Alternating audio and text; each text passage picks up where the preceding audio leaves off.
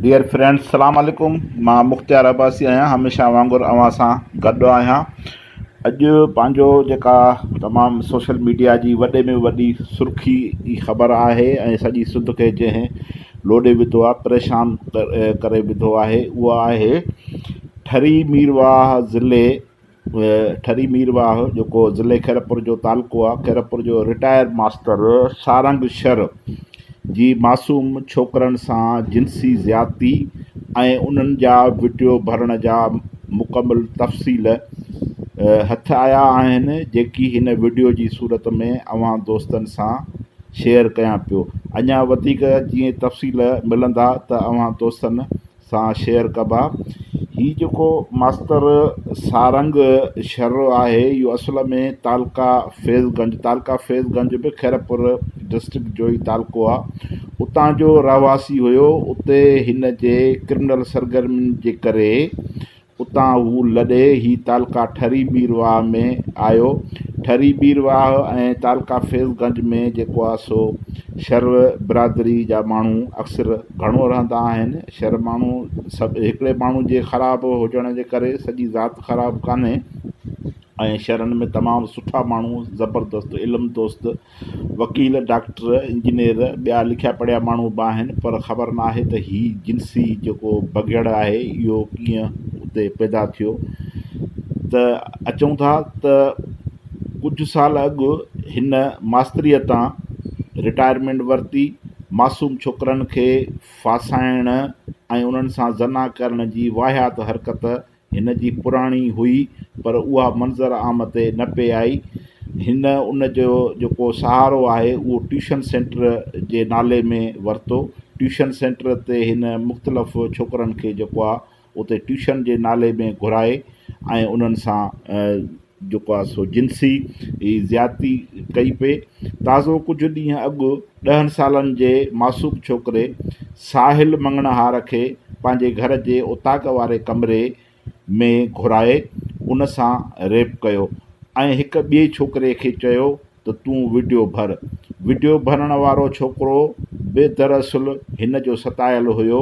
उन करे हिन वटि ब्लैकमेल थियल हुयो ऐं अहिड़ा काफ़ी छोकिरा हुया जेकी हिन जा सतायल हुया उते ठरी मीरवाह में, ऐं हिन मुख़्तलिफ़ वक़्तनि ते उन्हनि सां रेप कयो। ऐं हीउ हिकिड़ो गैंगस्टर रेपर जेको आहे सो हुयो, जेको छोकिरनि सां मुख़्तलिफ़ इन क़िस्म जूं हरकतूं कंदो हुयो ऐं उन्हनि जा वीडियो बि भरींदो हुयो।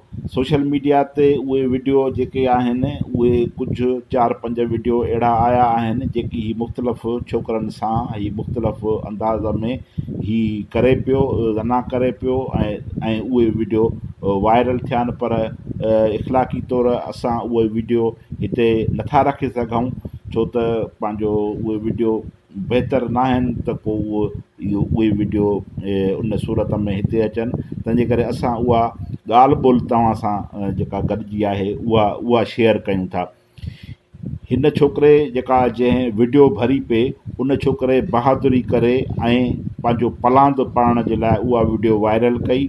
वीडियो जीअं ई वायरल थी त खैरपुर ज़िले जे SSP उन ते नोटिस वरितो ऐं FIR दाख़िल करण जो हुकुम ॾिनो। मास्टर सारंग ही क्रिमिनल ज़ेन जो माण्हू त अॻु में ई हुयो ऐं हिन खे जीअं ज़ाहिर ज़रूरु थी सघे थो त हिन जा पुलिस सां वास्ता बि हुजनि ऐं FIR कटण जी ख़बर ज़रूरु पुलिस वटां ई पई हूंदी या मुख़्तलिफ़ माण्हुनि वटां हिन खे पई हूंदी। जीअं ई हिन खे ख़बर पई त मूं ते FIR कटिजी आहे त हिन पंहिंजे घर जे भातियुनि खे साण करे राति जो ई ही लॾो पंहिंजो वठी ऐं ही रूपोश थी वियो।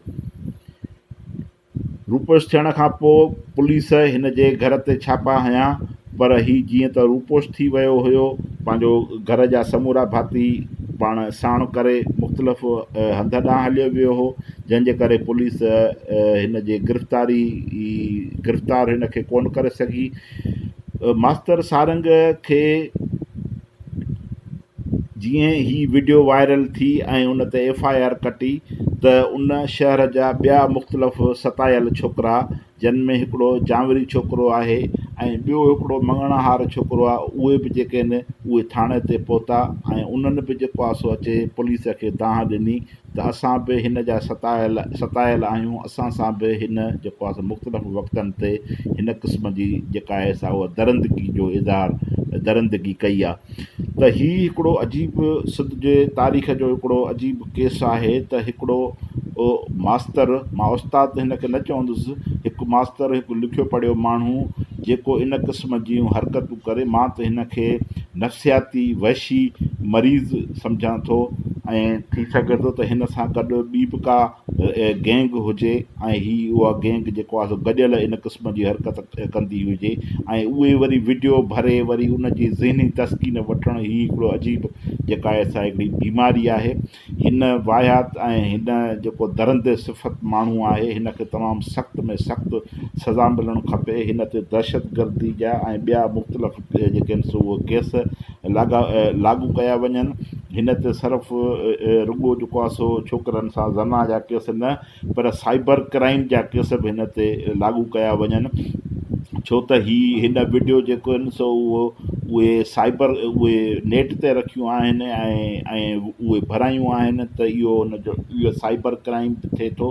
हिन खे जेको अॼु सोशल मीडिया ते जेका चिड़ आहे सॼी सिंध में, जेको माण्हुनि में, लिखियल पढ़ियल माण्हुनि में, उन जा ॿ सबब आहिनि। हिकु सबबु त हीअ आहे त ही उस्ताद हुयो, मास्तर हुयो ऐं मास्तर थी करे ही पंहिंजो हिन मासूम छोकिरनि सां इन क़िस्म जूं जेके आहिनि सो बेहयूं कयूं पियूं। हिकु चिड़ इहा आहे।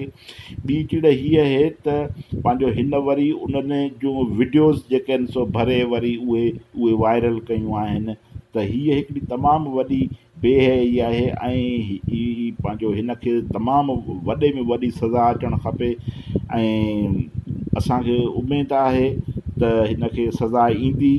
पर असांखे जेके तजर्बा ॿुधाइनि था उहे हीअ आहिनि त पाकिस्तान में, ऐं ख़ासि करे पाकिस्तान जी आउं ॻाल्हि कोन थो कयां, पर सिंध में जेकी बि हाई प्रोफाइल केस थिया आहिनि, मासूम नियाणियुनि सां हिन वक़्तु ताईं जेके रेप थिया आहिनि, गुज़िरियल असां रुॻो 3 सालनि जी तारीख़ वठंदासीं त जेके उन्हनि सां मासूम नियाणियुनि सां रेप थिया आहिनि, वरी उन्हनि खे क़तलु कयो वियो आहे। अॼु ॾींहं ताईं कंहिं हिकु माण्हूअ खे बि जेका आहे सा सज़ा कान आई आहे। हाई प्रोफाइल केस जेके औरतुनि जा थिया आहिनि, जीअं तानिया ख़ासकली, अहिड़ियूं ॿियूं तमामु घणा जेके हाई प्रोफाइल केस थिया आहिनि, उन्हनि जे कातिलनि खे बि अॼु ॾींहं ताईं जेका आहे उहा सज़ा कान आई आहे। तंहिंजे करे जॾहिं जज़ा ऐं सज़ा जो अमल जेको आहे उहो न रहंदो ऐं कानून ते अमल न थींदो ऐं कोर्टुनि मां जॾहिं इंसाफ़ न मिलंदो त पोइ इहे इन क़िस्म जा जेके सारंग शर पैदा थींदा, इन क़िस्म जा मासूम दरिंदगीअ जो जेको आहे सो थींदा, शिकार थींदा। ऐं हीउ सॼो मामिलो जेको आहे हीउ कानून जो आहे, सॼो मामिलो लॉ एंड ऑर्डर जो आहे, सॼो मामिलो हीउ बेड गवर्नेंस जो आहे। तंहिंजे करे असां मुतालबो था कयूं, बल्कि सॼी सोसाइटीअ जो मुतालबो आहे त कानून ते अमल करायो, कानून ते अमल करायो। We want justice, rule of the law. जेसिताईं रूल ऑफ द लॉ क़ाइमु नथो थिए तेसिताईं हिन क़िस्म जूं बरबरतियूं ऐं वहशतूं लागू रहंदियूं। महिरबानी दोस्तो, जीअं जीअं वरी वधीक तफ़सील मिलिया त अव्हां सां गॾु शेयर कबा ऐं पाण नेक तमन्ना था कयूं, दुआ था कयूं त हीउ जल्द में गिरफ़्तार थींदो ऐं हीउ जेको मासूम छोकिरनि सां जेका ज़्यादती थी आहे उन्हनि सां ज़रूरु तदारक थींदो, उन्हनि खे ज़रूरु इंसाफ़ मिलंदो। महिरबानी दोस्तो, ख़ुशि हुजो सदाईं।